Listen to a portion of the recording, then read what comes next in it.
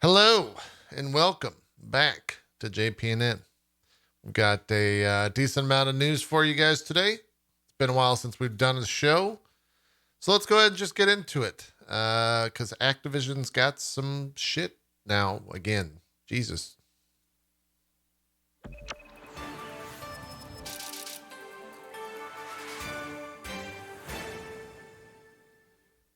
All right, chat. It is Tuesday, and the music is a booming. It's November 18th. Let's start with the news that is this Wall Street Journal article. There's a lot of craziness in this article, and Activision has also put out a statement in response to it. We'll go through the article itself, and then we'll read the statement. Am I going to have to pay for this? Yes, it is behind a paywall. So let me go to the comments, and we'll find out exactly where this is. Stand by. Here we go. Okay. One of the writers of the article, I think it was a co-written article, Ben Fritz, who is the West Coast bureau chief for the Wall Street Journal for U.S. News. He had a bunch of different things to say about this in this article. So the article, I love that ads just ran, by the way. The article is entitled Activision CEO Bobby Kotick knew for years about sexual misconduct allegations. There's a lot of stuff in this article that are kind of outside of that. That's a full screen right there. So one of the first ones is that he knew about this stuff for a long time. This one was kind of also a big deal. Jen O'Neill, who we covered, was leaving after 6 months or something like that, 3 months on the job. We finally kind of get a realization or a reason for it. After being at the job for a month, she sent an email to Activision's legal team in which she professed a lack of faith in Activision's leadership to turn the culture around, saying, quote, "It was clear the company would never prioritize our people the right way."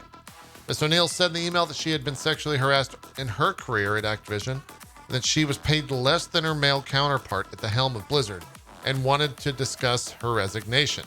"I've been tokenized, marginalized, and discriminated against," wrote Ms. O'Neill, who is Asian American and gay.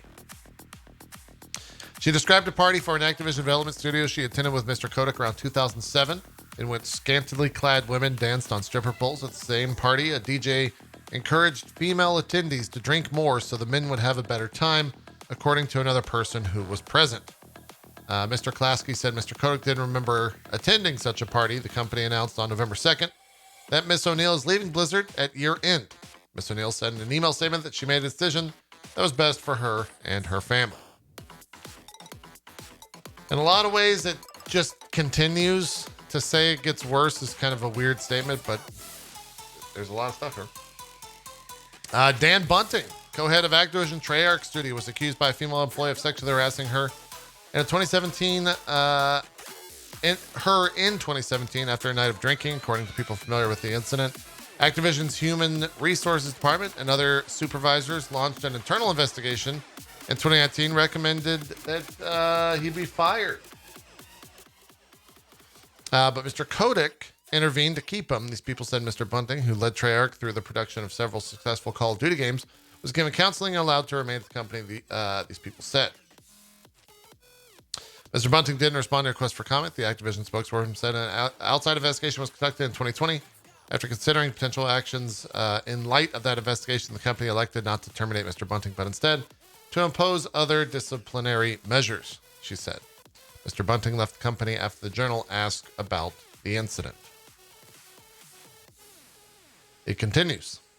In 2020, about 30 female employees who worked in Activision's esports division wrote an email to their unit's leaders saying that the females employees had been subject to unwanted touching, demeaning comments, exclusion from important meetings, and unsolicited comments on their appearance. Mr. Kotick was aware of the email, according to people familiar with the matter. Activision spokeswoman said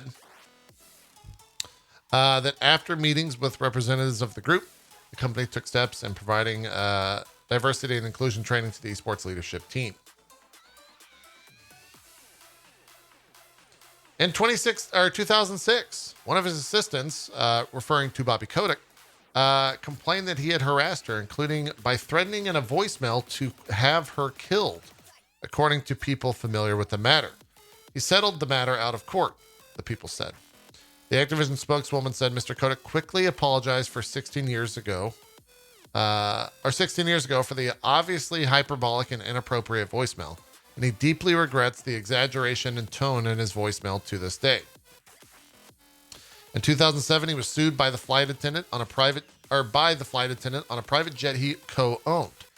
The flight attendant claimed the plane's pilot had sexually harassed her, and after she complained to the other owner, Mr. Kotick fired her.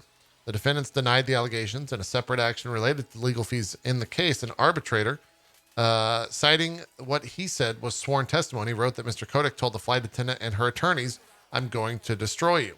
A spokesperson for Mr. Kotick denied that he said that. In 2008, they settled by paying the attendant $200,000, according to the arbitrator's decision. A spokesperson for Mr. Kotick said he couldn't have fired her in retaliation for complaining because she had never complained directly to him. It goes on. This one is... I'm not sure what this one is. He forged his reputation by acquiring successful development studios behind popular gaming franchises. Mr. Kotick long allowed these studios to operate as independently as possible, which he believed would foster the development of hit games. Former employees at several studios said behavior such as workplace drinking, comments about women's appearances, the sharing of explicit content, and staff-organized trips to strip clubs were common. They didn't feel comfortable complaining to human resources. The Activision spokeswoman said human resources began reporting directly to the corporate office in 2019, and that the prior setup, quote, occasionally allowed some employees to conduct themselves in truly regrettable ways. So yeah, there's a lot of crazy stuff. The one of the kicker tweets of this thread from the author of the article says, since the California lawsuit, Activision has received more than 500 reports from current and former employees alleging harassment, sexual assault, bullying, pay disparities, and other issues, according to people familiar with the matter. The Activision spokeswoman said the company is investigating claims using teams from both inside and outside the company. And then, I have not seen this, but apparently there is a response from Activision Blizzard from an hour ago. This came out at 12:57 p.m., which was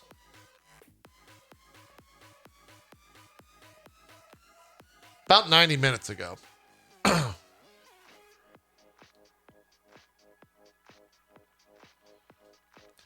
Quote, we are disappointed in the Wall Street Journal's report, which presents a misleading view of Activision Blizzard and our CEO. Instances of sexual misconduct that were brought to his attention were acted upon. The Wall Street Journal ignores important changes underway to make this the industry's most welcoming and inclusive workplace, and it fails to account for the efforts of thousands of employees who work hard every day to live up to their and our values. The constant desire to be better has always set this company apart, which is why, at Mr. Kotick's direction, we have made significant improvements, including a zero-tolerance policy for inappropriate conduct. And it is why we are moving forward with unwavering focus, speed, and resources to continue increasing diversity across our company and industry, and to ensure that every employee comes to work feeling valued, safe, respected, and inspired. It will not stop until we have the best workplace for our team. This other stuff is just about, it's a standard press release that happens. And that's not all the news regarding this stuff, because I think, was it Jason Schreier in the Shire? I believe, tweeted out, about an hour ago, about 70 minutes ago. Activision Blizzard employees say that they're launching a walkout today in the wake of the Wall Street Journal article detailing CEO Bobby Kotick's knowledge of sexual misconduct and harassment at the company. They're demanding that Kotick be replaced. So we'll see what happens. I mean, the only people that can ask Bobby Kotick to leave are the investors. And at the end of the day, they kind of make all those decisions. And I don't know if Kotick would even do it in the first place. But I will say that, what is Activision stock at right now? It's currently at about a 4% down. It started the day at opened at 70.55 and had a low of 65.46. So about a 5% drop. Investors are probably not super excited about that. But we'll see what occurs. It's not been a good year, obviously, for Activision Blizzard. They're down about 14%. Year to date is about 25%. The past 6 months, they're down 27%. So yeah, it's not looking too hot for Activision Blizzard on the old stock market. We'll see what happens. We'll see what happens from all that. It was one of those things where I woke up and saw a lot of that stuff happening, and I thought it was going to be more of the stories that were already out there. But this seems to be a lot more to pile on that stuff. And I would imagine the board and the investors, they're probably going to not do anything with Bobby. But we'll see. See what happens. Did he put out? Oh, he did put out a message. Let's read Bobby's message here real quick. Was this sent to... Oh, yeah. A message from CEO Bobby Kotick. Today, Activision Blizzard CEO Bobby Kotick shared a video message with company's employees. Here's a transcript of his remarks. I want to talk to you today about our future and reiterate my conviction to creating the most welcoming and inclusive workplace. Over the past few months, so many of you have generously and candidly shared your experiences and insights about the type of company you want to be. We've taken meaningful actions to improve our company and our culture, but there is more to do. To become the model workplace we all aspire to be, more changes are required. I'm so confident that we will get there. There will, of course, be continued media attention about us and our industry over the next few months. In fact, there's an article today that paints an inaccurate and misleading view of our company, of me personally, and my leadership. I want to say two important things about this. First, we are incredibly fortunate to have the most talented people in our industry and also committed to constant improvement. And I share this commitment. The second thing I want to say is that anyone who doubts my conviction to be the most welcoming and inclusive workplace doesn't really appreciate how important this is to me. Creativity and inspiration thrives best in a safe, welcoming, respectful environment. There's no substitute for that. And staying true to our values without exceptions is the best way to retain our talent and to attract the new talent we need to achieve our great potential. As I have made clear, we are moving forward with a new zero tolerance policy for inappropriate behavior. And zero means zero. Any reprehensible conduct is simply unacceptable. We have a chance to further enhance our culture and be the example other companies will follow. And we are so incredibly fortunate. Connecting and engaging the world through joy is a fun and powerful mission. Accomplishing this in a welcoming, inclusive workplace ensures we will achieve our mission with excellence. Over the last few years, our industry is in an uncomfortable spotlight that's been illuminating opportunities for us to change.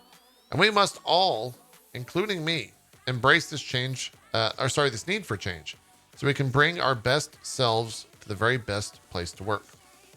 Thank you all for commitment to the culture of respect, your appreciation for the unique talents we each possess, and for maintaining the very best environment for all of us to work. For that, I am truly grateful.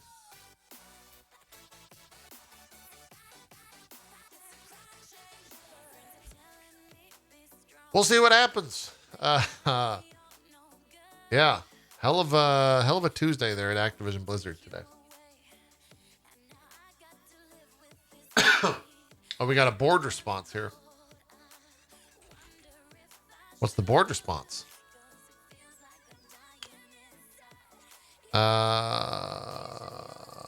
Didn't we? I think we already read this, did we not?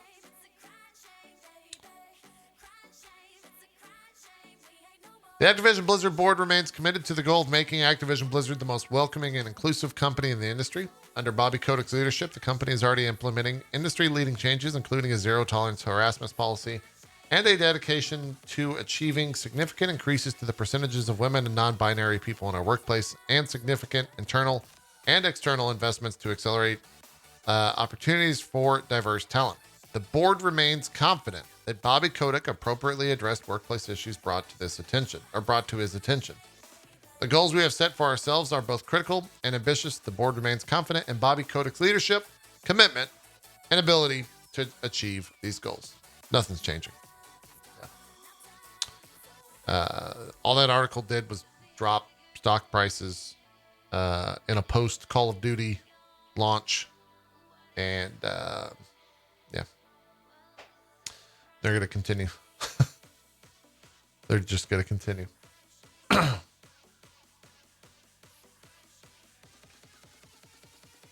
Anyways, that's all the Activision news. What else is going on in the industry? Yesterday, Halo Infinite multiplayer came out.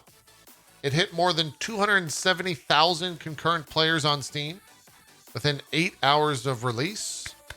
Deservedly so, having played it.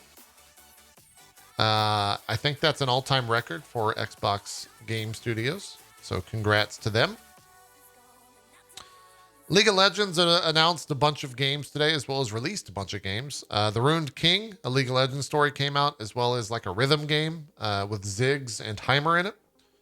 Those are out on PC and Steam and Switch, something like that, if you want that. The Game Awards had their Game of the Year nominees announced this morning. We covered those in trailer time, if you want to watch it and see my initial reactions. The Game of the Year nominees are, we'll repeat them here: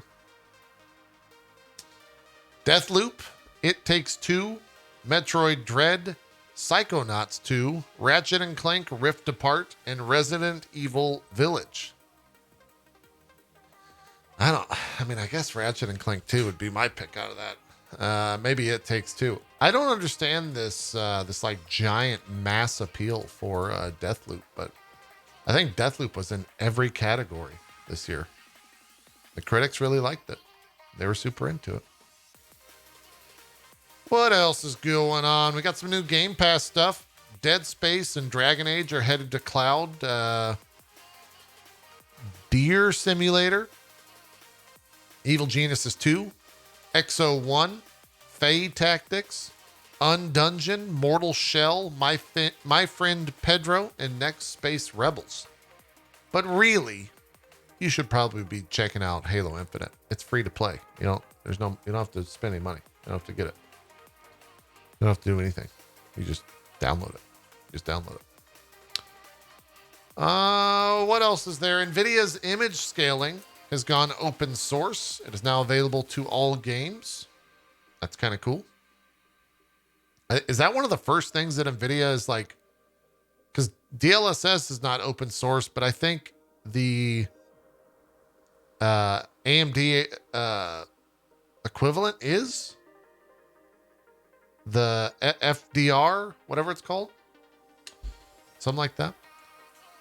Yeah, AMD's FSR. I think that's open source, right? Yeah, okay. It is indeed open source. There's also new NVIDIA drivers out for any Battlefield folk. Apparently it does improve FPS a smidgen. A teeny tiny bit. A very small amount. You can definitely check it out.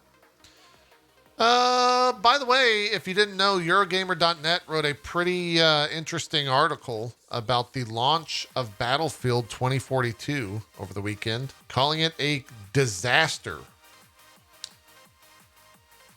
Seems a little hyperbolic for a headline, which sure comes with territory. The game definitely has issues. I put about 40 hours into it or 30 hours into it so far. It's a Battlefield. I think they all kind of have a little bit of jank to them. And that's kind of how those games play. And it's kind of what makes it fun. The servers are definitely experiencing some issues sometimes, a lot of times, most of the times, where you just can't load into them sometimes, or they just kind of end abruptly and blah, blah, blah. But yeah, I enjoyed my time with Battlefield. And I honestly played last night after I played Halo Infinite all day. There's something about it. You know, there's something about Battlefield where a little bit of jank goes a long, long way. I don't know why, but it is what it is. It is what it is. I missed this yesterday, but Xbox, along with launching Halo Infinite multiplayer earlier, they also announced 70 new backwards compatible games from the Xbox One generation. There's a whole list of them that I don't have possible or I don't have in front of me. There's also a bunch of FPS boosted games. Is there a list?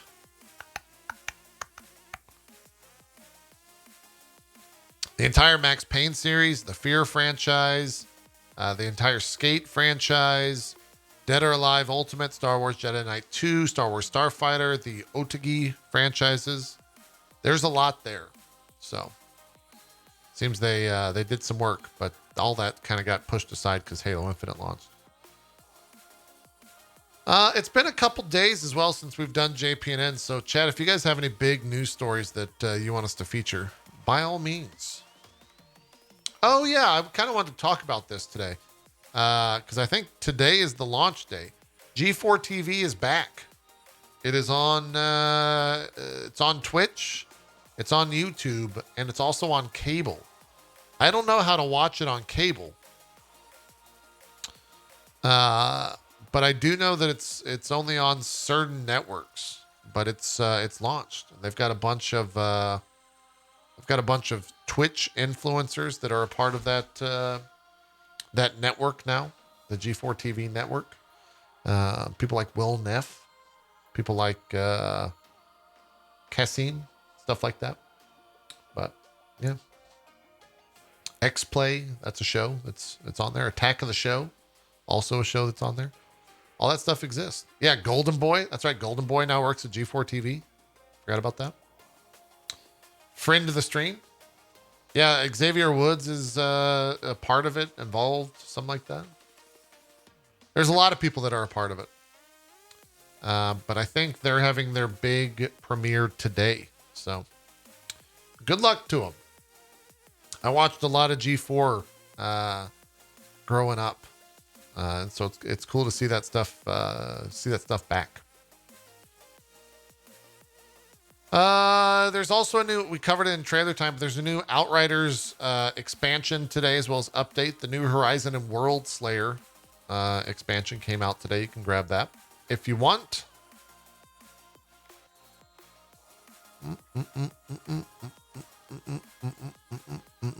I'm just kind of scrolling through the rest of the news here.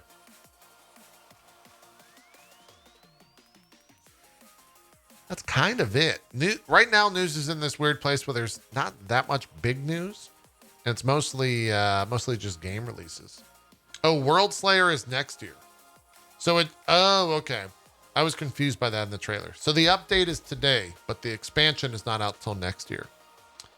There you go. There you go.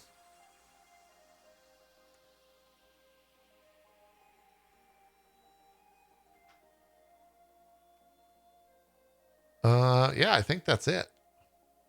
The Far Cry, the head of Far Cry basically at Ubisoft left. I don't know if we covered that, but he's out. Might be kind of exciting. Oh, that's right. There's the New World bug. We've got a New World bug, chat. It happened. A new one. Yesterday, I'm going by the PC Gamer article, although a bunch of different publications covered it. Amazon has switched off the entire economy after players discover a duping glitch.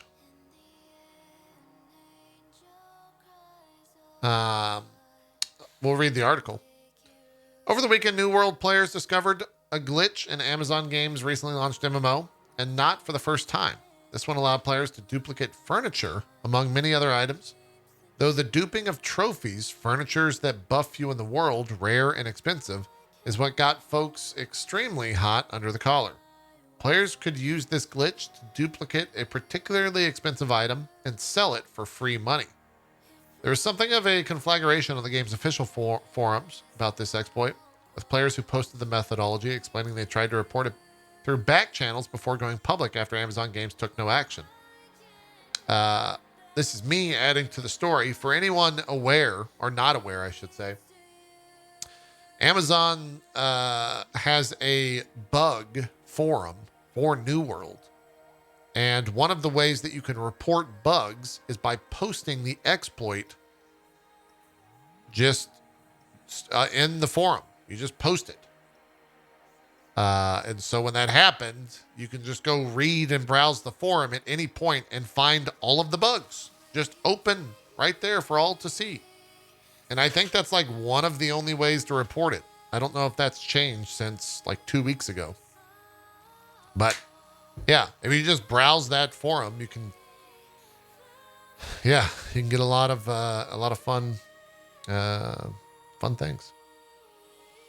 Anyways, let's go on and read the story, see what came from it.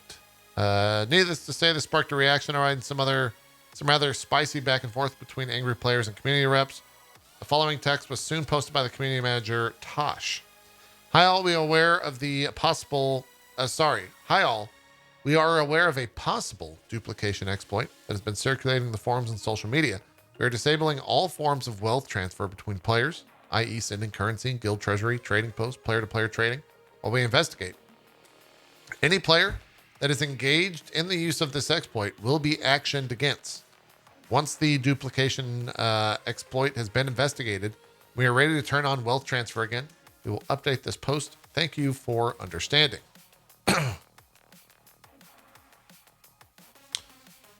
Now, I don't know if this story's been updated,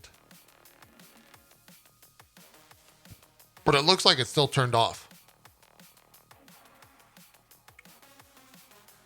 Yeah, that is now the second time that that's happened. And they posted a response and it's getting turned back on this evening. Okay. There we go. Sorry for asking, but did we do? We didn't, Khalif. And you remind me of that every week, so thank you. We'll add that here towards the end of the show once there's no more stories.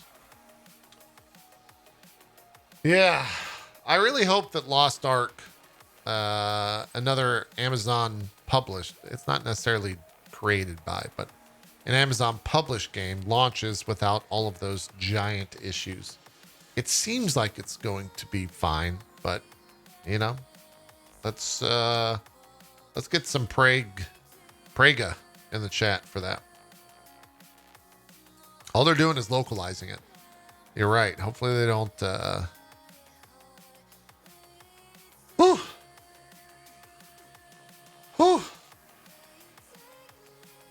Yikes. We'll see. Chat, any other stories? Any other big stories you guys want us to cover here on JPNN?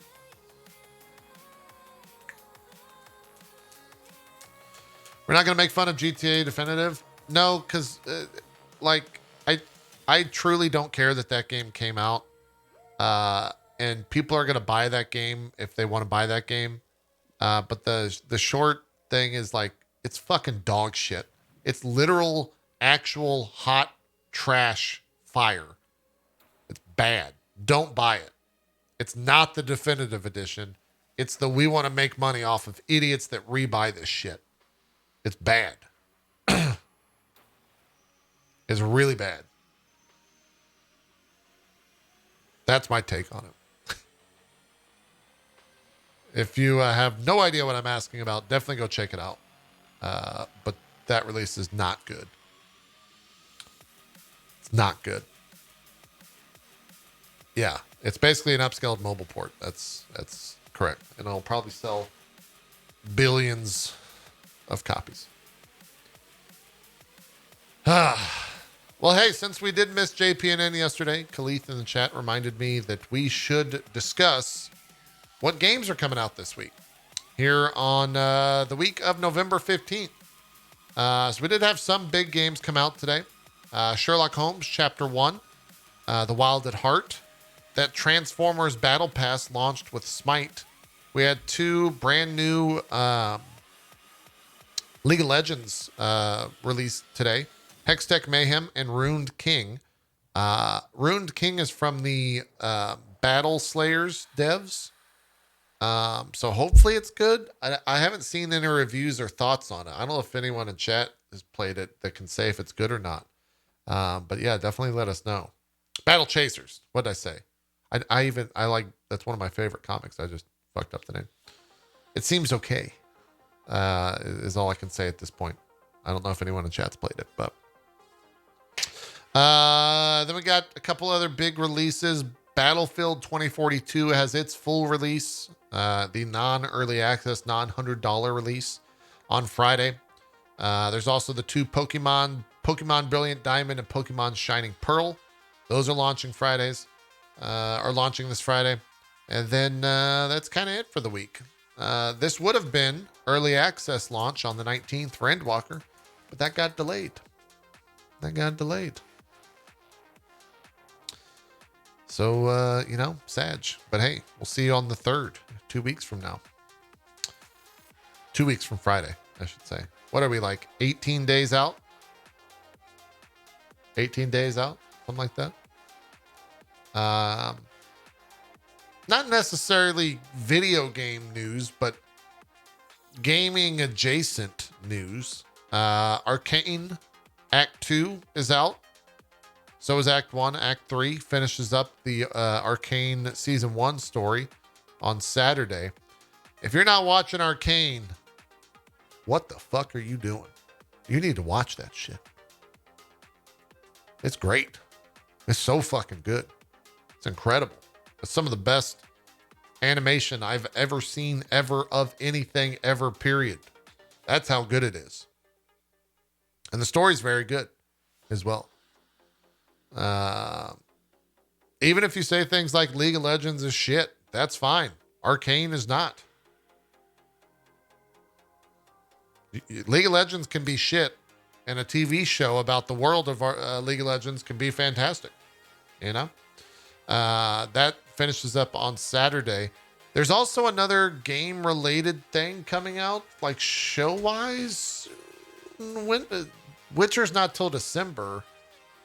There was something.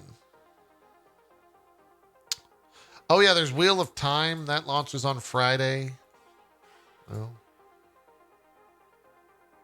when does Cowboy Bebop launch?